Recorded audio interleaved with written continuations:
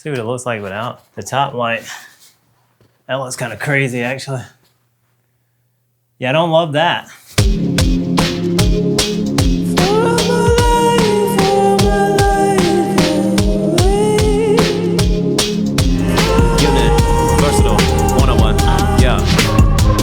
I'm so tired, been up since 4 a.m. yesterday. I don't know if I can keep on going that way. We buy everything. Good day and welcome back to the channel. Today we're talking about 5 ways to instantly improve your video production. Why did I say instantly? It's because these are things you can implement basically as soon as you watch this video. They might even be things you already know, but if not, then let's get into it. First thing is get comfortable with being uncomfortable. What does that mean? It simply means don't always feel like you have to shoot everything from right here or from right here or from any other spot. Now, if you're doing a shoulder rig or whatever it is, however you shoot, don't be afraid to experiment. Stand in a chair, stand on a ladder. Make sure somebody's holding the ladder. Get on the ground, like prone, like you're playing Call of Duty, but instead of a rifle, you have a camera. This could be considered one of those interesting or unique, uncomfortable angles we were talking about. Now, if you're, as the filmmaker, are doing this, then that means you're gonna be laying on the ground, filming up towards me, or you're gonna put a tripod down and let it shoot up towards you like this. I prefer laying on the ground because it's like, there's a lot of risk involved, so. Just going over my checklist. Gooch shot complete. All right, we'll send that right over to the client. And just try different things and see what different angles you can get of things that have already been shot. Because 9 times out of 10, if you're going to a location, somebody else has already taken that photo, has already shot that clip of video. So that is one way to just kind of stand out, separate yourself from the crowd. Number 2, you don't have to shoot everything wide open or in portrait mode. And yes, that's exactly what it sounds like. I know everybody loves that blurry background. I love it myself. But as a beginner filmmaker, you can feel the need to always shoot at f1.2 or f1.8 or whatever fast aperture lens you have. And while sometimes that look is great, in a lot of scenarios, it can work against you. I remember taking photos and videos back in the day that looked super soft and very low quality because only a tiny fraction of the subject was in focus. I even took a photo of a chick, I'll put it on the screen right here. It's one of my friends, she's a dancer. One of her eyes wasn't even in focus. And this was like, I did a macro shot trying to do like, trying to be all cool, get really close. One of her eyes wasn't in focus because I shot wide open when I could have just stopped down a few, maybe even at 2.8 or f4 and still got a really great image. We were outside, so there was plenty of light. So yeah, don't always feel the need to shoot wide open. You can, but not all the time. Number 3, use foreground elements. There's nothing wrong with inserting something into the frame that isn't the main subject just to kind of dirty up the frame, if you will, because it gives your composition a more interesting look. But going back to switching things up, getting comfortable with being uncomfortable, you don't want to do that every time because what makes a piece, a film especially, feel like a complete thing is having variety of shots and compositions and focal lengths and all that stuff. Yeah, you can get away with shooting an entire film on one focal length, but you still have to move around, get back when you want something wider, get closer when you want something kind of macro to give it that dynamic feel. Same thing goes for foreground elements. Yes, it will make your shots look great, but if you do it for every single shot, then now we're just being repetitive and nobody's gonna be interested in that. Tip number 4, use a tripod.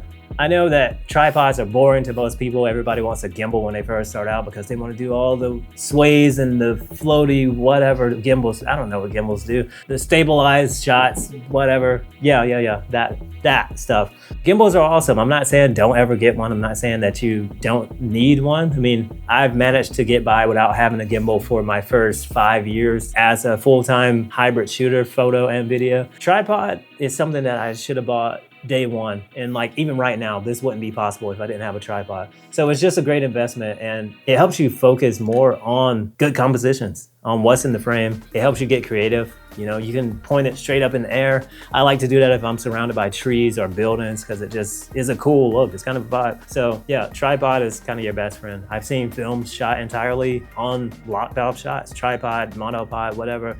I'm not a huge fan of monopod. They rock too much for me. But still, something that's gonna be stable, that's gonna hold the camera when you cannot, or hold it still when you physically can't. And then the last thing, and we'll let you go, invest in good audio. Now, right now we're using the Hollyland Lark M2.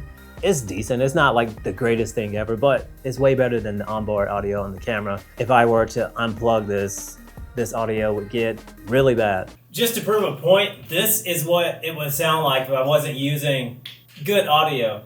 Now I used the Holly Lamb because it can be right here on your chest and you don't have to yell. But here, even with a shotgun mic, I would have to talk pretty loud to get something usable in camera. This is gonna be horrible. It seems like I'm way further away than I am, and I'm not that far away.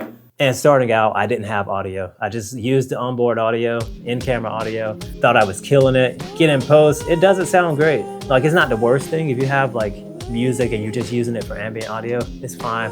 If somebody's talking, it's usually not the thing. And $250 for a Sony mic, which is what I have. I don't remember which one, but it's one of the more expensive ones. There's no cords, all that stuff.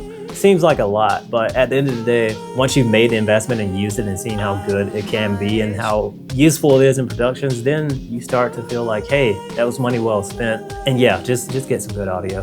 Bonus tip, don't be afraid to ignore your multimetering. I know that's kind of controversial, but hear me out. It is a custom for people to expose at 0.0 for the perfect exposure.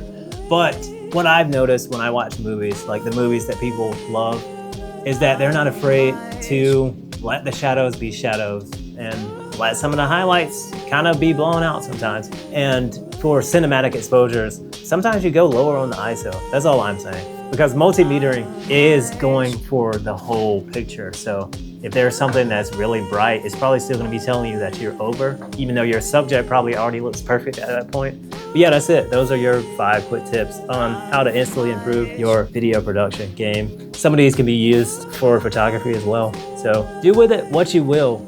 Hit the subscribe and notification and all that stuff, or don't. I don't know why.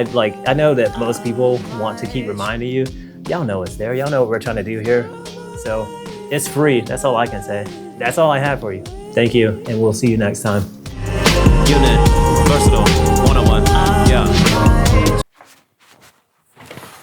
And last, but certainly not least, because we keep giving y'all extra value, and I just keep forgetting stuff. So I guess this was 7 tips instead of 5, but for the love of God. No, but seriously, be mindful of your white balance. You can use auto, but the problem with using auto is that it's gonna change whenever your lighting changes. So if you run and gun shooting, maybe you're moving from location to location or from inside to outside or vice versa, then your white balance is gonna change drastically, and it's gonna do it in camera, baked into the footage that you just filmed. And now you have to try to color grade that frame by frame if you want it to match. It's a nightmare, and I've never even tried to do it frame by frame because that just sounds dumb. But yeah, it's something that you want to think about. So here's a little section about white balance in this room with no lights, using just a fluorescence from above. And then we're going to be out of here. So this is you sitting at home, wondering how to film yourself in a professional way, wondering how other people make their videos look all epic while yours looks like this, orange and disgusting. You don't have any video lights, but you have to turn on a light so you can be able to see, right? Simple fix. Now, by simply shifting your white balance, you have created an image that looks way more acceptable. Like, this looks pretty good. And we're not using video lights. We're using garbage lights that are just normally in establishments. And I say garbage because for filmmaking and production, they don't look great. Now, just for being able to see and carry out everyday tasks, obviously they work because that's what they're there for. But when you want something to look like a Hollywood film, these lights aren't it.